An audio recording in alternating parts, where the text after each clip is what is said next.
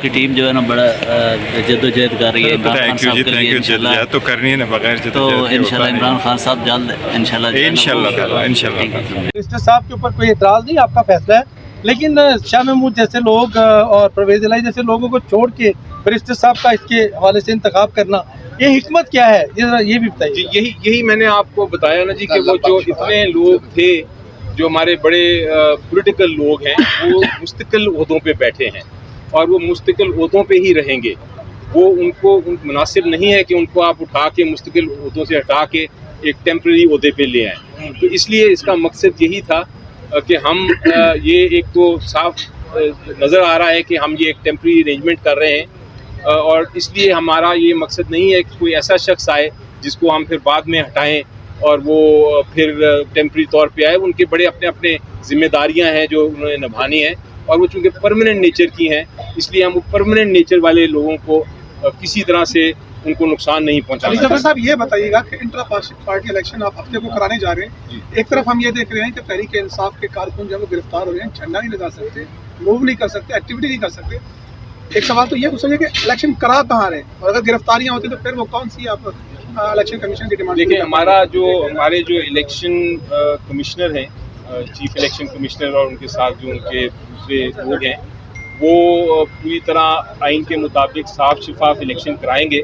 जो इलेक्शन का प्रोसेस है और किस जगह पे होना है, कैसे होना है, उसमें मेरी कोई इंटरफेरेंस नहीं है, ना होनी चाहिए, क्योंकि वो जो हमारे इंडिपेंडेंट लोग हैं वही अपने क़वायद और जो रूल्स एंड रेगुलेशन है उसके मुताबिक बनाए। सवाल की जवाब दीजिएगा कि आइंदा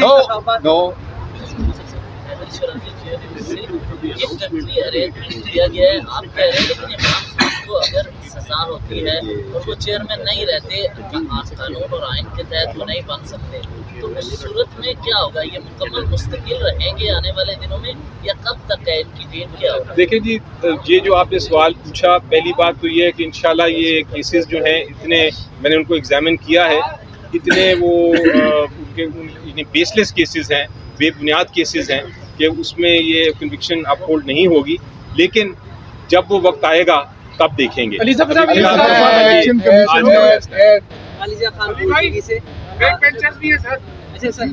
खान बोल टीवी सर, ये बताइए कि ये भी इसी सवाल को दूर दे रहा हूँ कि आइंदा इंतखाबात जनरल इलेक्शन में 2024 में होंगे, उनमें चेयरमैन पीटीआई गौहर साहब होंगे या चेयरमैन पीटीआई इमरान खान बतौर चेयरमैन लड़ेंगे? मेरा ख्याल है जी, इसका सवाल का जवाब तो मैं ये दे सकता हूँ कि हमारी नज़र में उससे पहले इमरान खान साहब चेयरमैन भी होंगे और उससे पहले इंशाल्लाह वो जनरल इलेक्शन में हिस्सा भी लेंगे। सर ये बता दें, अब्दुल्ला मूवमेंट टाउन के बैरिस्टर गौहर साहब अगर कंटिन्यू करते तो आइंदा इलेक्शन में आपके वज़ीर-ए-आज़म के उम्मीदवार कौन होंगे, गौहर साहब या कोई और?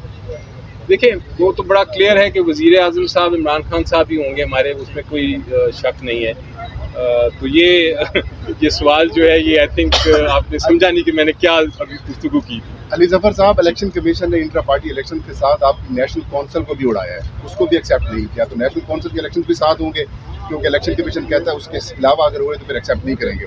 जी, सारे पैनल, मैंने एक जितने बाकी पैनल के लोग हैं और मुख्तलिफ जो कैंडिडेट्स हैं उन सब के नॉमिनेशंस फाइल होंगी और वो बाकायदा इलेक्शन होगा जिस तरह कानून कहता है और जिस तरह इलेक्शन कमीशन ऑफ पाकिस्तान ने कहा है। मैं फिर दोहराता हूँ कि इलेक्शन कमीशन ऑफ पाकिस्तान का ऑर्डर गैर आइनी और गैर कानूनी है, क्योंकि इलेक्शन हम करा चुके थे, लेकिन हम फिर भी उसको मान रहे हैं, क्योंकि हमारे ख्याल के मुताबिक किसी किस्म का बहाना नहीं देना चाहिए इलेक्शन कमीशन को या किसी और को कि वो ये इलेक्शंस में हमें हिस्सा लेने से रोके। शुक्रिया, बहुत बहुत।